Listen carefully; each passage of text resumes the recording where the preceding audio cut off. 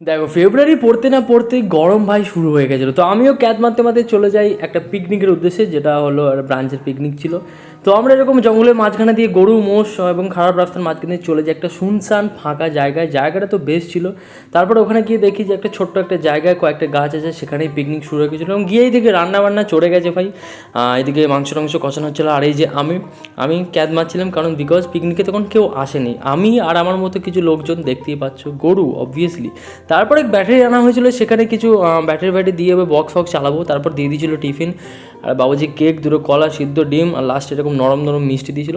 তারপরে final chicken টিকেন কষানো শুরু হয়ে যায় এবং চিকেনটা কীভাবে খাবো তারই প্রিপারেশন চলছিল।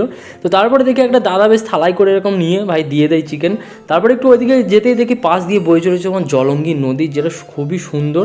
তারপরে কিছু নাচ গান শুরু হয়ে যায়, সবাই ফ্যামিলির মতোই। তারপরে শুরু হয় মাটনের প্রিপারেশন।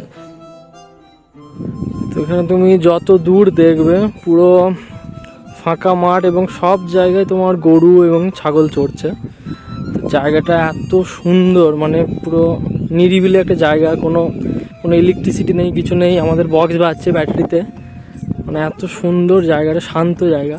এরপর কিছু অ্যাওয়ার্ড প্রোগ্রাম হয়, তাও আমাদের কিছু অ্যাওয়ার্ড দিয়েছিল। তারপর আমরা ওখান থেকে চলে যাচ্ছিলাম, দেখলাম একটা দাদা ভাই ইলেকট্রিক গিটার এনেছিল, বেশ ভালোই টিউন বিউন তুলছিল। সেই সব দেখতে দেখতে চলে যাই খাবারের ওখানে। দেখছিলাম হয়েছিল ভাত, ডাল, সবজি, এবং এখানে ছিল ভাই কালো কালো মাটন কষা। আহা হা, 5টা বেজে গেছিলো, খিদে তো নেই, তাও খেতে বসে পড়েছিলাম, খেতে তো হবে ভাই।